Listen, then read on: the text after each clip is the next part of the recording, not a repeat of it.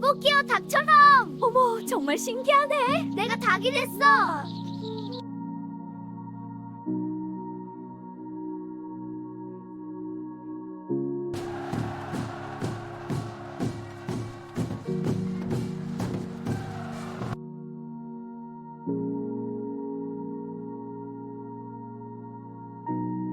어머니, 저 광대가 되고 싶어요.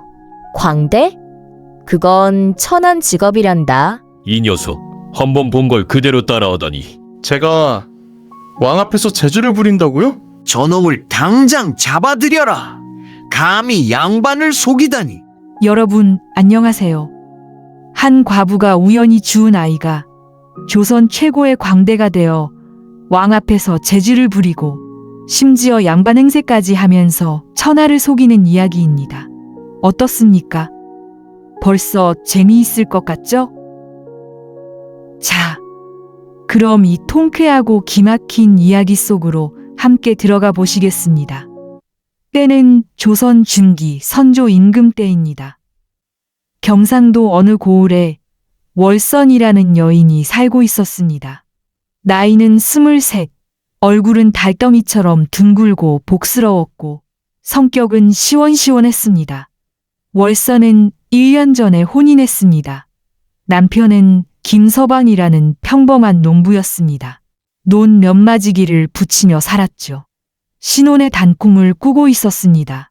아이도 생기면 좋겠다고, 3남매쯤 낳아서 북적북적하게 살면 좋겠다고 그런 행복한 상상을 하고 있었죠.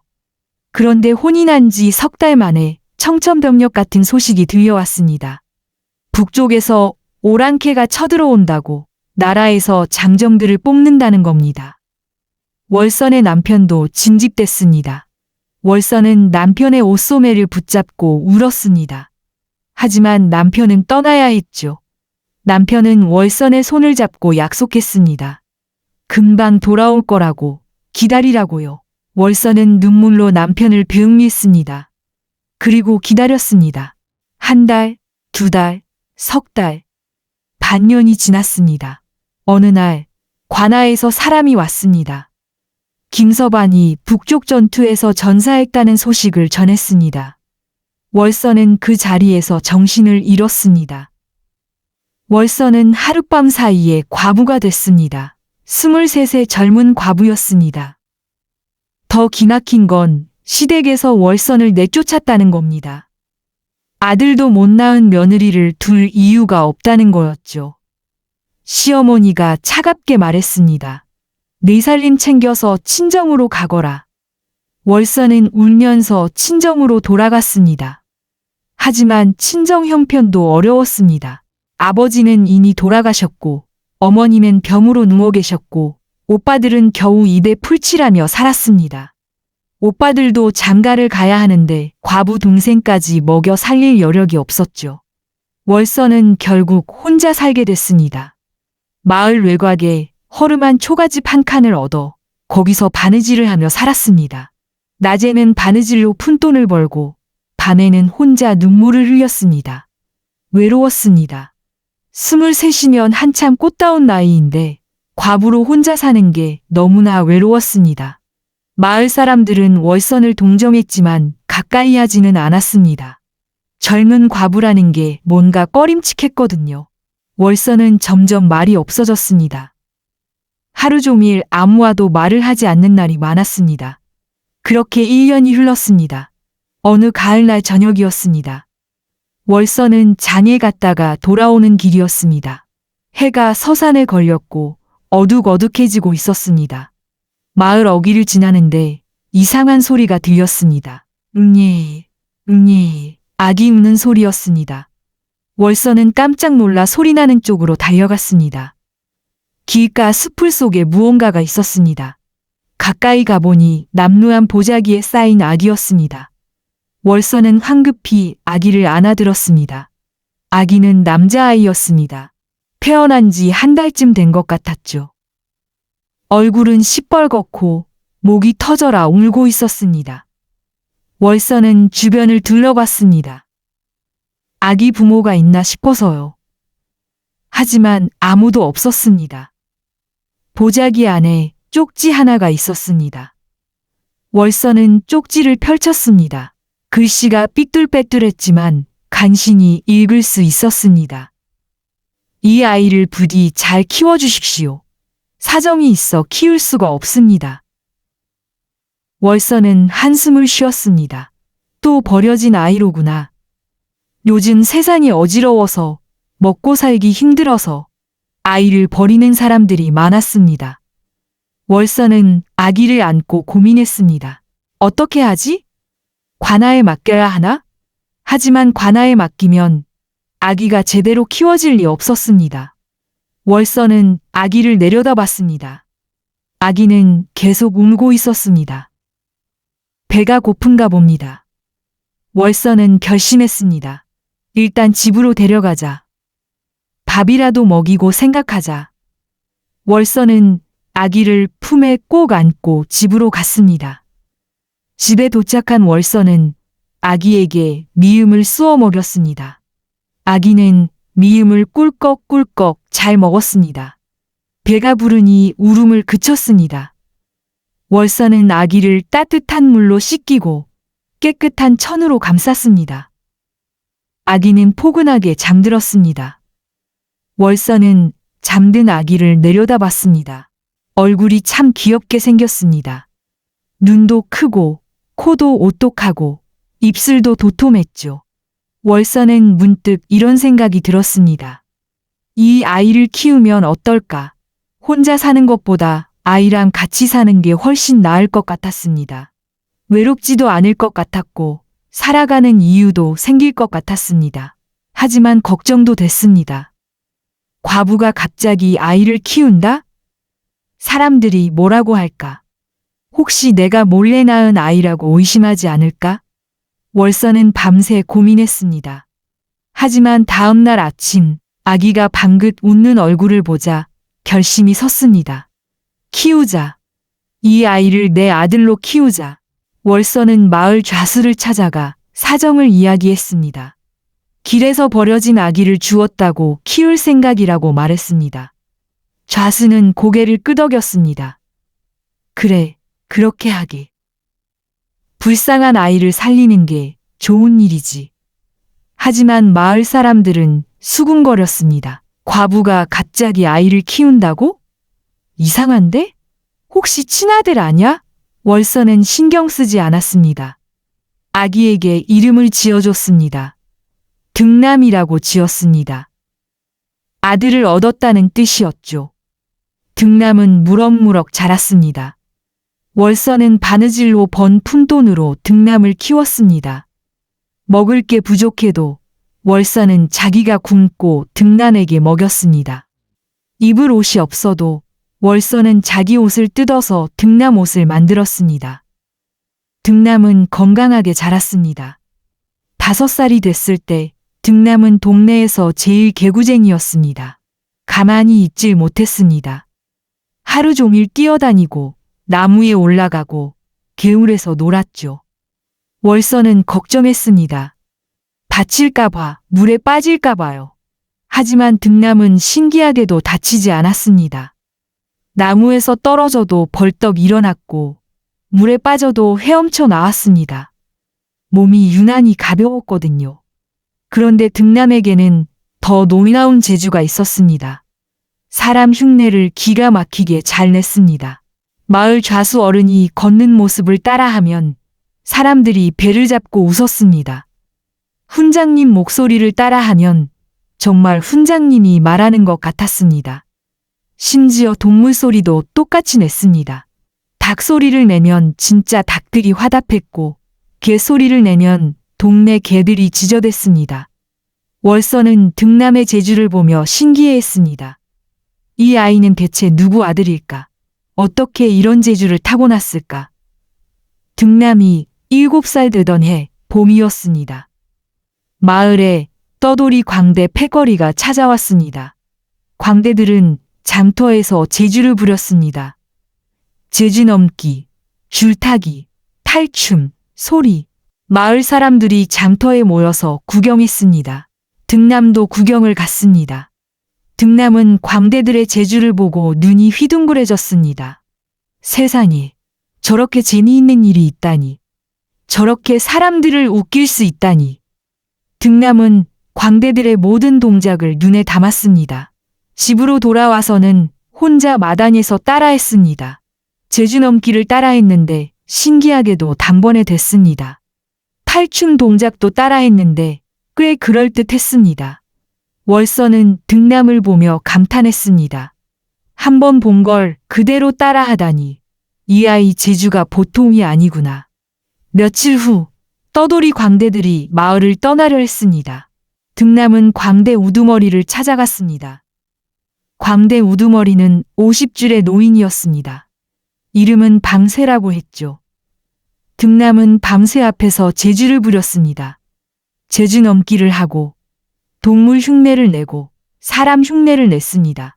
방새는 깜짝 놀랐습니다. 7살 아이가 이런 재주를 부리다니. 방새가 물었습니다. 네, 이거 어디서 배웠니? 등남이 대답했습니다. 며칠 전에 어른들 하는 거 보고 따라했어요. 방새는 더욱 놀랐습니다. 한 번 본 걸 따라한다고? 이건 천재다. 타고난 광대다. 방새는 등남에게 제안했습니다.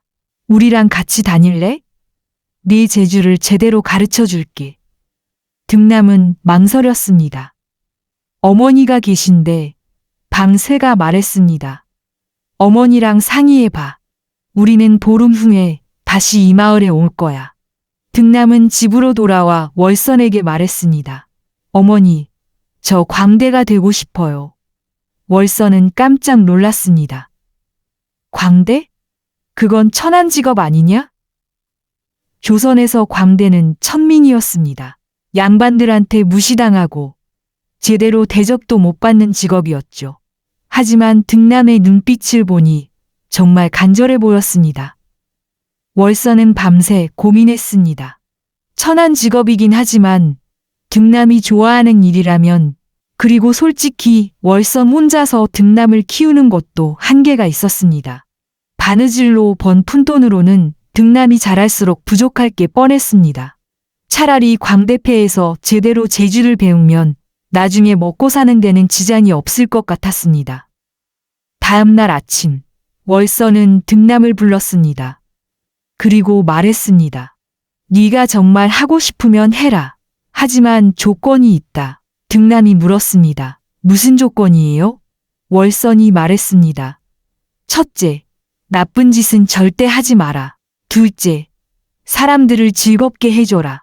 셋째, 1년에 한 번은 꼭 어미한테 돌아와라.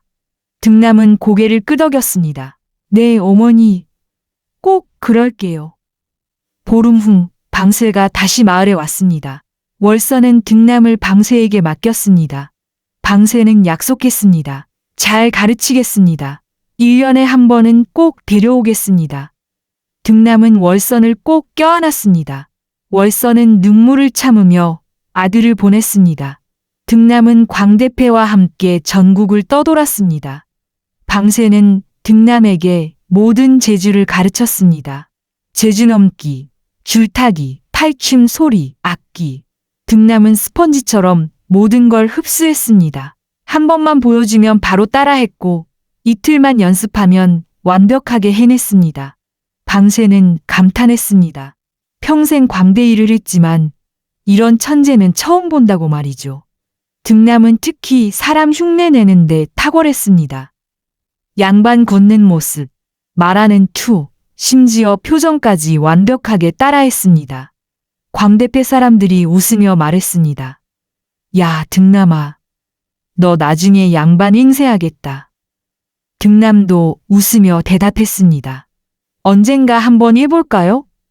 1년이 지났습니다. 등남은 약속대로 어머니를 찾아갔습니다. 월선은 아들을 보자마자 눈물을 흘렸습니다. 등남은 훌쩍 자라 있었습니다. 키도 크고 몸도 튼튼해 보였습니다. 등남은 어머니에게 번 돈을 드렸습니다. 많지는 않았지만 월선은 감격했습니다. 보름을 함께 지내고 등남은 다시 떠났습니다. 월선은 또 눈물로 아들을 보냈습니다. 세월이 흘렀습니다. 등남은 19살이 됐습니다. 이제 광대패에서 제일 인기 있는 광대가 됐습니다. 등남이 제주를 부리면 사람들이 구름처럼 몰려들었습니다. 등남의 제주는 정말 놀라웠습니다. 줄 위에서 춤을 추는데 마치 땅 위에 서 있는 것처럼 안정적이었습니다. 탈을 쓰고 춤을 추는데 탈이 살아 움직이는 것 같았습니다. 소리를 하면 듣는 사람들이 눈물을 흘렸습니다. 하지만 등남의 진짜 특기는 따로 있었습니다. 바로 양반 흉내였습니다. 등남은 양반들의 말투, 걸음걸이, 행동거지를 완벽하게 따라했습니다. 심지어 양반들이 쓰는 어려운 한자어도 술술 써댔습니다. 방세가 물었습니다. 너 한자 어디서 배웠니? 등남이 대답했습니다. 서당 앞을 지나가다 들었어요. 그리고 양반들 말하는 거 듣고 외웠어요. 방세는 혀를 찼습니다. 네, 이놈. 정말 귀신이로구나. 등남의 소문은 점점 퍼져갔습니다. 저 어린 광대가 재주가 대단하다고, 양반 흉내를 진짜처럼 맨다고 말이죠. 등남이 17살 되던 해였습니다. 광대패가 한양 근처 고을에서 공연을 하고 있었습니다. 공연이 끝나고 한 양반이 방세를 찾아왔습니다. 그 양반은 이 고을의 사또였습니다. 사또가 말했습니다. 저 어린 광대의 재주가 대단하다고 들었소.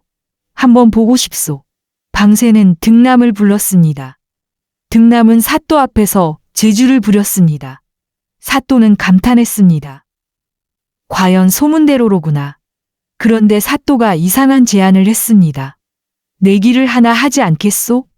만약 저 광대가 하루 동안 양반 행세를 해서 내 아전들을 속일 수 있다면 상금을 주겠소. 방세는 놀랐습니다. 그건 너무 위험한 일 아니요? 양반 행세는 중죄였습니다. 들키면 곤장을 맞거나 유배를 갈 수도 있었죠. 하지만 사또가 말했습니다. 내가 허락한 거니 괜찮소. 대신 들키면 벌금을 내야 하오. 방세는 고민했습니다. 그런데 등남이 나섰습니다. 제가 하겠습니다. 방세가 말렸습니다. 야, 이거 위험한 일이야. 하지만 등남은 자신 있었습니다. 할 수 있어요. 제 재주를 믿어주세요. 결국 내기가 성사됐습니다. 등남이 하루 동안 양반 행세를 해서 관아 아전들을 속이면 은자 100냥을 주고 들키면 광대패가 은자 50냥을 내는 거였습니다. 다음 날 아침이었습니다. 등남은 양반 복장으로 갈아입었습니다. 갓을 쓰고 도포를 입고 부채를 들었습니다. 거울을 보니 정말 양반 도련님 같았습니다. 등남은 관아로 갔습니다. 사또가 아전들에게 미리 말해뒀습니다. 오늘 한양에서 귀한 손님이 온다고 잘 모셔드리리라고 말이죠. 등남이 관아에 도착했습니다. 걸음걸이부터 달랐습니다. 느릿느릿 여유롭게 걸었습니다. 아전들이 달려 나왔습니다. 어서 오십시오. 등남은 고개를 까딱하며 대답했습니다. 수고들 하시오. 목소리도 완벽했습니다. 양반 특유의 콧소리가 섞인 말투였죠. 아전들이 등남을 사랑방으로 안내했습니다. 등남은 의자에 앉아 다리를 꼬고 부채를 펼쳤습니다. 아전들이 차를 가져왔습니다. 등남은 차를 한 모금 마시고는 눈살을 찌푸렸습니다. 이 차는 좀 식었구려. 아전들이 황급히 뜨거운 차를 다시 가져왔습니다. 죄송합니다. 등남은 속으로 웃었습니다.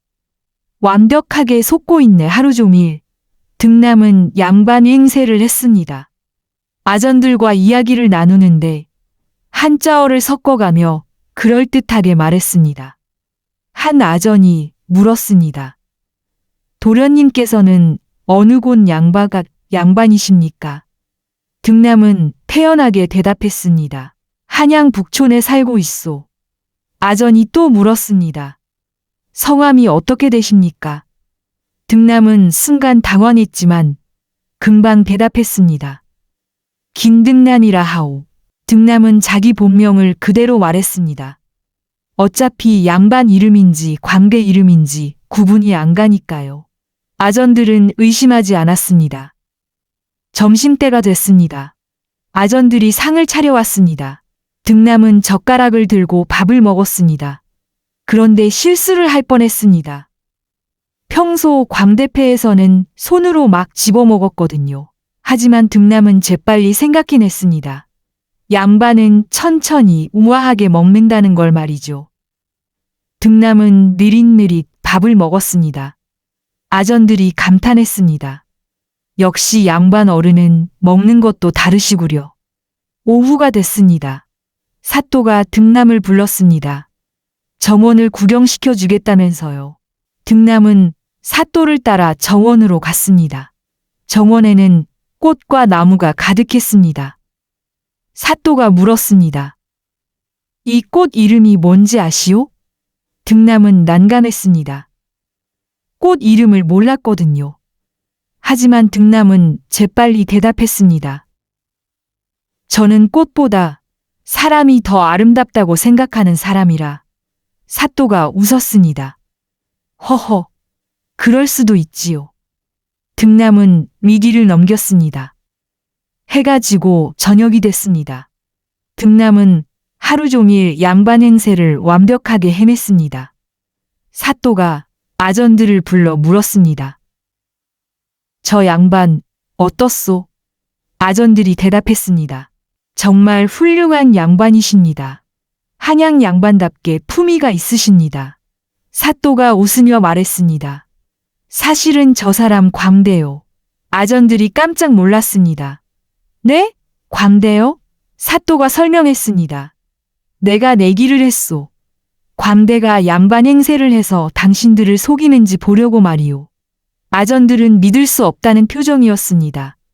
사또가 등남을 불렀습니다. 이제 밝혀도 되겠소. 등남은 갓을 벗고 도포를 풀었습니다. 그리고 평소 광대 말투로 말했습니다. 어르신들, 속아주셔서 감사합니다. 아전들은 입을 다물지 못했습니다. 사또가 박수를 쳤습니다. 훌륭하오. 정말 완벽했소. 사또는 약속대로 은자 100냥을 내놨습니다. 밤새와 광대패 사람들이 환호했습니다. 등남은 은자를 받아들고 생각했습니다. 나도 양반처럼 살 수 있구나. 그 사건 이후로 등남의 명성은 더욱 높아졌습니다. 하루 동안 양반 행세를 해서 관아 아전들을 속였다는 소문이 퍼졌습니다. 사람들은 등남을 신기하게 바라봤습니다. 등남은 20살이 됐습니다. 이제 광대패에서 가장 유명한 광대였습니다. 공연 요청이 쏟아졌습니다. 이 고을 저 고을에서 등남을 불렀고 심지어 한양의 양반집에서도 초청이 왔습니다. 등남은 돈을 많이 벌었습니다. 어머니에게 보내는 돈도 늘었습니다.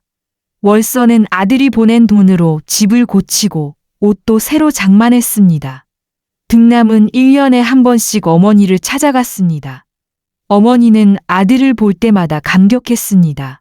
어느 날 등남은 어머니에게 말했습니다. 어머니, 저 이제 양반처럼 살 수 있을 것 같아요. 월서는 깜짝 놀랐습니다. 무슨 소리냐? 너는 광대인데. 등남이 말했습니다. 저 돈 많이 벌었어요. 땅도 좀 샀고요. 양반 흉내도 완벽하게 낼 수 있어요. 월서는 걱정스러웠습니다.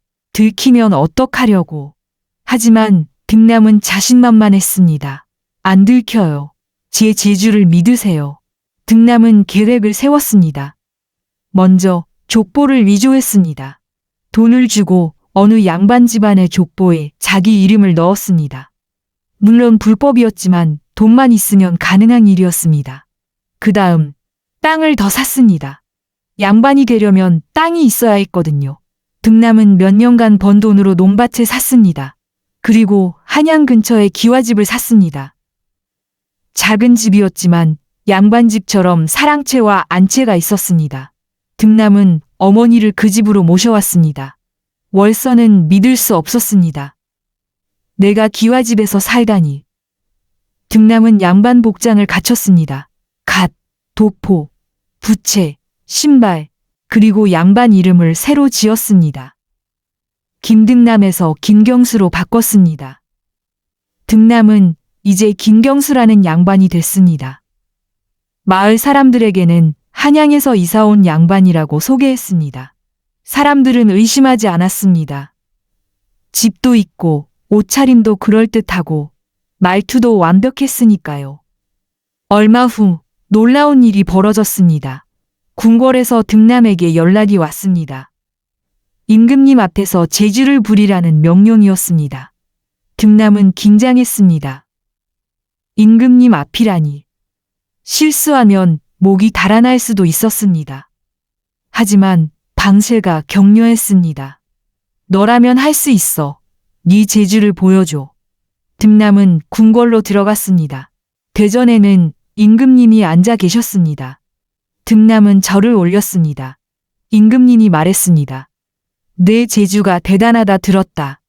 한번 보여주거라. 등남은 재주를 부리기 시작했습니다. 먼저 줄타기를 했습니다. 줄 위에서 춤을 추고 돌고 심지어 물구나무를 섰습니다. 임금님과 신하들이 감탄했습니다. 다음은 탈춤이었습니다. 등남은 여러 탈을 쓰며 춤을 췄습니다.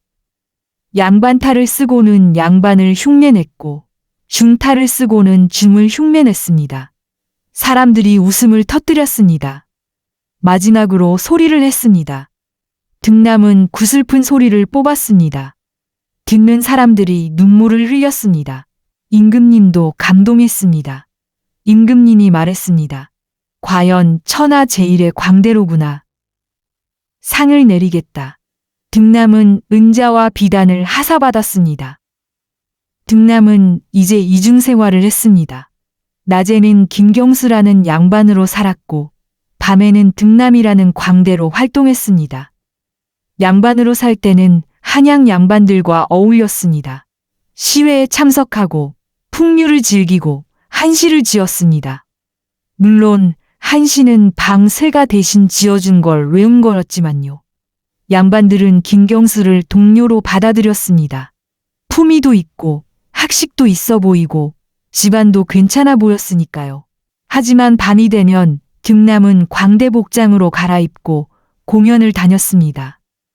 양반들 앞에서는 양반인 척, 백성들 앞에서는 광대로 재주를 부렸습니다. 이 아슬아슬한 이중생활이 등남에게는 스릴이었습니다. 언젠가 들킬까봐 조마조마했지만 동시에 재미있기도 했습니다. 그런데 어느 날 위기가 찾아왔습니다. 등남이 양반으로 참석한 잔치에서였습니다. 한 양반이 등남을 유심히 쳐다봤습니다.